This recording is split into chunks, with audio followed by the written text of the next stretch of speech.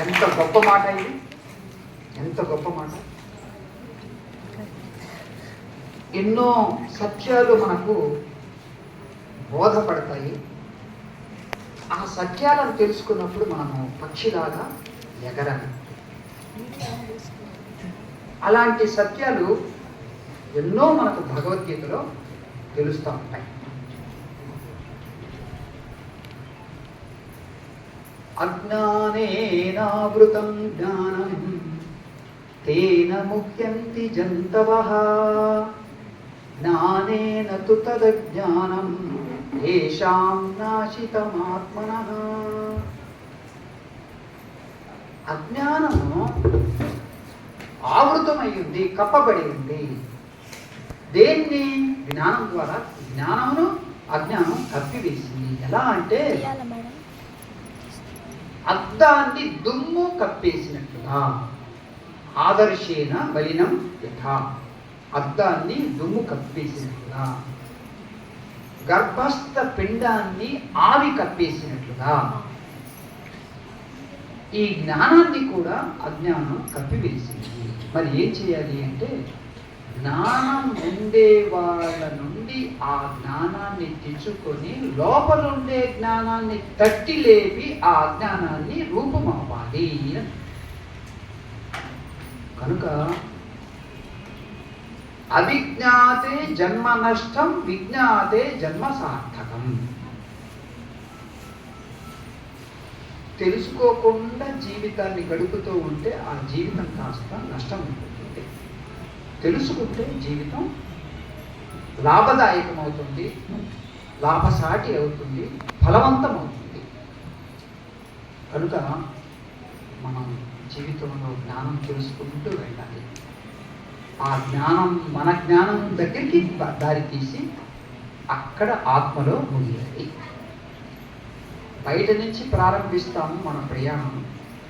అది నా దగ్గరికి రావాలి, నా నుంచి నా లోపలికి వెళ్ళాలి, నా స్వరూపానికి వెళ్ళాలి, నా స్వరూపంగా మిగిలిపోవాలి. అది ఏ ఆత్మజ్ఞానం. అయ్యా 1:45 పిల్లల్ని ఇంకా తీసుకెళ్ళండి భోజనానికి. ఇంకా వీళ్ళందరూ ఉపన్యాసాలు మొదలు పెడతారు. ఈ సంవత్సరం సత్సంగానికి ఒక 5 తెలుగు సత్సంగానికి ఒక 5 నిమిషాలు టైం ఇచ్చాము. అది అయిన తర్వాత ఇక నేను ఉపన్యాసం చెప్తాను.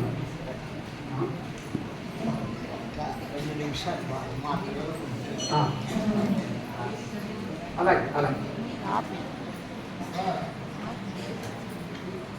10 నిమిషాలు ఆ తర్వాత ఇంకొక 3 నెలలు అయిన తర్వాత 15 నిమిషాలు ఉపన్యాసం. ఆ తర్వాత 3 నెలలు అయిన తర్వాత ఒక్కొక్కళ్ళకు 20 నిమిషాలు 25 నిమిషాలు టైం ఇచ్చారు.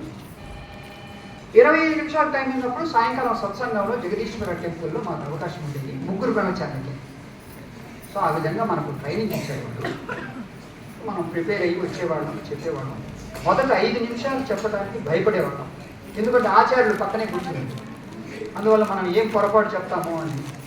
కానీ ఆ తర్వాత 25 నిమిషాలు చెప్పినప్పుడు మా ఆచార్యుల వారే చప్పట్లు కొట్టారు. నేను చెప్పింది అంతా తల్పిదనమాట. మనము ఏం లేదు, మనకు సబ్జెక్ట్ ఎప్పుడైతే రెడీగా ఉంటుందో బాగా దాన్ని ఏమంటారంటే తెలుగులో కొట్టిన పిండి అంటారు. కొట్టిన పిండి అనమాట. ఇక ఏముంది, కొట్టా ఉంటాం అంతే. ఆ విధంగా వీళ్ళు ఎంతవరకు తెలుసుకున్నారో మనకు కూడా తెలుస్తుంది, ఇతరులకు తెలుస్తుంది. అది వాళ్ళకు క్లారిటీ ఇస్తుంది. మరియు ఇంకా తెలుసుకోవాలని వాళ్ళకి కలుగుతుంది కోరిక. సో అందరి ముందు చెప్పడం ఒక ఎత్తు, చాలా గొప్ప పరీక్ష. సో ఆ విధంగా వినుకొండ నుంచి ప్రారంభిస్తున్నాము. వినుకొండ అయిన తర్వాత కుర్చేడు చెప్తారు.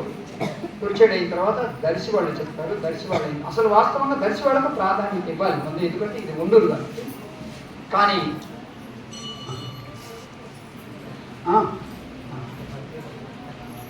ఏదో ప్రెజెంటేషన్ ఇవ్వాలంటున్నారు, మీరు ఇస్తారు ఇక్కడేనా? అట్లా సరే అట్లా సరే